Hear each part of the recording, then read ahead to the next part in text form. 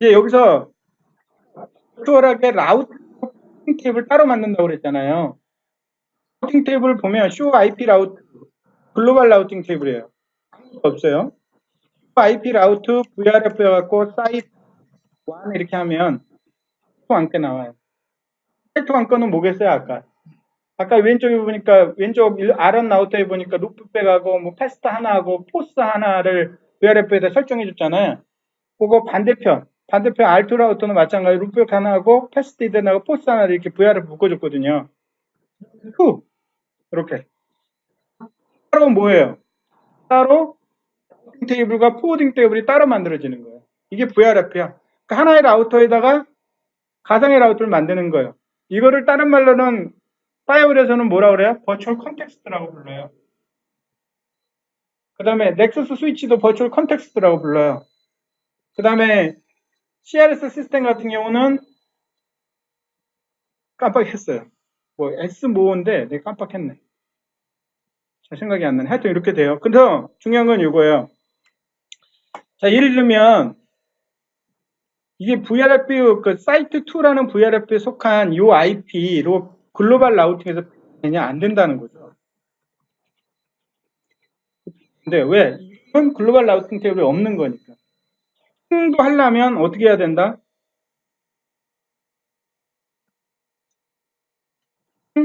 VRF 갖고 사이트 191, 168, 0.12 이렇게 핑이 되는 거예요. VRF가 뭔지 아시겠어요? 개념? 그러니까 VRF는 뭐야? VM하고 똑같아. 각 라우터에다가 가상의 라우터를 만들고 얘네들한테 가상의 인터페이스를 지정해서 그 VRF가 같은 놈끼리만 뭐예요? 커뮤니케이션이 가능한 거예요. 각각의 VRF마다 따로따로 뭐가? 아까 여기 그림에 보면 인터페이스가 위쪽 포스는 VRF 사이트 1, 밑에는 사이트 2에다 이렇게 인터페이스까지 나눠줬어. 그러니까 공유를 못 하잖아요. 물론 이것도 나중에 뭐 다디큐나 뭐 이런 거로 가능하다면 그것도 할 수 있겠지만 기본적으로 분리하는 거예요. 그게 VRF예요. Virtual Routing Forwarding.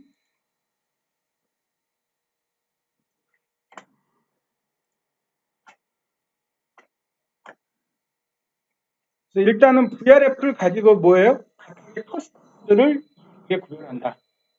그러니까 P가 C 라우터 연결할 때 그 C 하나하나에 연결되는 그 인터페이스에다가 VRF를 만들어서 각각의 커스텀을 분리하고 각각의 VRF마다 뭐예요? 다른 라우팅과 포워딩 테이블이 만들어진다. 그러면 일단은 누구하고 연결이 된 거예요? C하고 P. 반대편에 P하고 C도 이런 식으로 연결이 되겠죠. 같은 VRF로. 그런 다음에 이제 뭐를 해야 돼요? 이 P와 P 사이에 이 라우팅 정보를 서로 누구하고 교환을 해줘야 돼. 상대방 인그레스 P하고 이그레스 P 간에 그 정보를 교환할 필요가 있는 거예요. 그게 만들어지면 그게 S3VPN이 되는 거죠. 아시겠어요? 그래서 일단 여기 보면 이 C하고 P 링크 간에 VRF를 따로따로 이렇게 만들었잖아요. 만들어가지고 하는데 여기에 사용하는 라우팅 프로토콜은 이런 게 가능하다는 거예요. P, C 간에. 근데 원래는 요 받은 정보를 이쪽 P가 상대방 같은 VRF를 가지고 있는 쪽에다 이걸 넘겨야 되거든요. 원래는 이쪽 P하고 이쪽 P 간에 네이버 관계, BGP로 네이버의 관계를 맺고 그 라우팅을 교환해 줘야 돼요. 뭘 통해서? 니딥을 통해서. 예를 들어서 이 C하고 P 간에 OSPF를 썼다. 그럼 OSPF를 BGP로 니딥한 다음에 이렇게 교환을 하고 여기서 여기 OSPF 쓰면 그 BGP 가져온 거를 다시 뭐예요? 니딥을 통해서 니디스플레이를 통해서 이쪽 C한테 주면 되는 거예요. 근데 원래 P와 P 간에 BGP로 연동을 하는데 서비스 붙는 것마다 다 연결을 해줘야 돼 이게. 그러다 보니까 이게 귀찮아요. 그래서 전용 라우트 리플렉터를 하나 만든다니까 P 중에 전용 라우트 리플렉터를 만들거나 P 라우터 중에 BGP 라우트 리플렉터를 만들어서 모든 P들은 걔한테만 BGP 커넥션을 이렇게 갖고 있어요.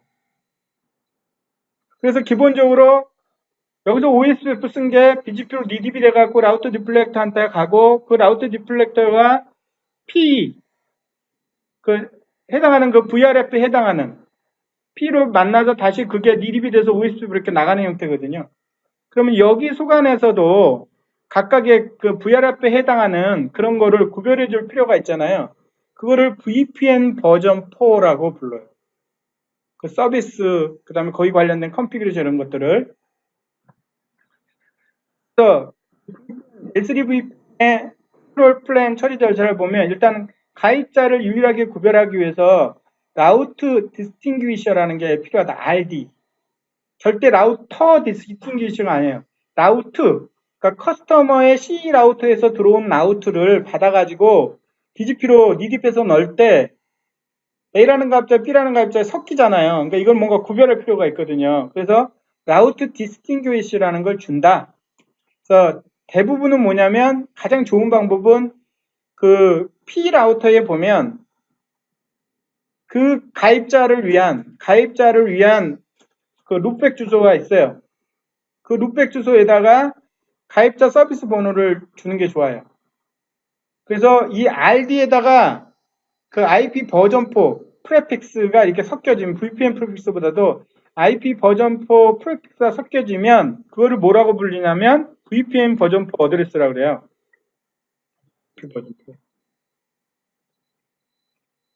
IP 요거는 뭐예요? IP 버전4는 부터 들어온 거죠. 나중에 MPBGP에 보면 VPN 버전4라고 하는 서비스가 있거든요. 그걸 타고 나가는 거예요. 그 다음에 또 하나가 라우트 타겟이라고 해서 이 VPN 정보를 서로 교환할 때 그 VPN 정보를 교환할 때 또 가입자들을 유일하게 구별도 해야 되지만 가입자 라우트 자체를 또 유일하게 구별하고 어느 가입자는 가입자와 관련된 네트워크 정보는 내가 받아들이고 아니면 보내고 이런 거.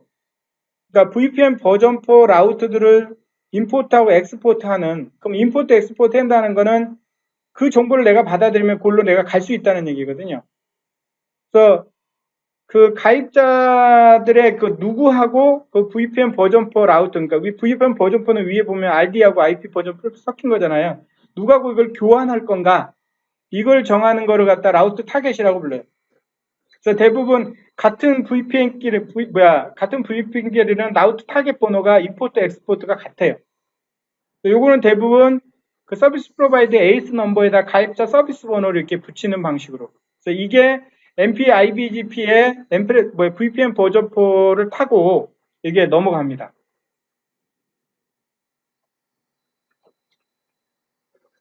이제 내용이 보이는데, 자, C는 P하고 그냥 일반적으로 뭐 OSPF나 EBGP나 스태틱이나 뭐 이런 걸로 해서 그냥 이런 라우팅이 온다는 거예요.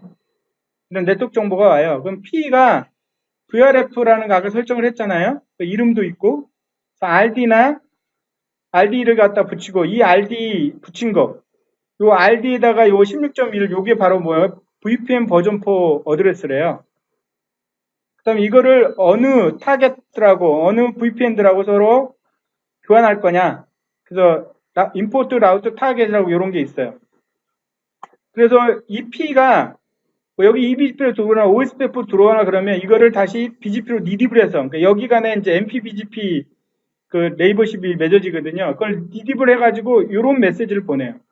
이런 메시지를 보면 VPN IP 버전4 어드레스가 생기는데 이 16.1이라고 하는 IP 버전4 어드레스에다가 각각의 VRF를 구별하는 아까 RD라는 거 있잖아요. RD? 그거를 붙인 거 여기가 VPN 버전4야. 그러면서 이 P2한테 이 네트워크로 올라면 P1으로 줘라. 그러니까 P1의 루프백 주소를 넥스트업으로 줘요. 이게 중요한 게 요거예요. C 쪽에 여기 있잖아요. 여기 인터페이스를 넥스트업을 주는 게 아니라 P1은 루프백 있어요. 루프백을 넥스트업으로 줘요. 그 다음에 이거 나한테 전달을 해주면 너 P2 쪽에서는 타겟이 101에 해당하는 VLAN에서 그걸 받아들여라 뜻이거든요. 그러면 얘는 이제 이걸 받아가지고 나중에 그 100의 1에 해당하는 VRF 찾아가지고 BGP를 OSPF로 니딥을 해서 이쪽으로 보내주는 거예요. 또는 EBGP니까 그냥 MPBGP 온 거를 EBGP 니딥해서 보내주거든요. 그럼 이쪽과 이쪽에 같이 나중에 라우팅이 교환이 돼요. 안 와서 그걸 보지 않아서 여러분이 헷갈릴 거예요. 그래서 패킷은 어떻게 전달이 되냐면 패킷이 어떻게 전달이 되냐면 여기 IP 버전 4 CE에서 IP 버전 4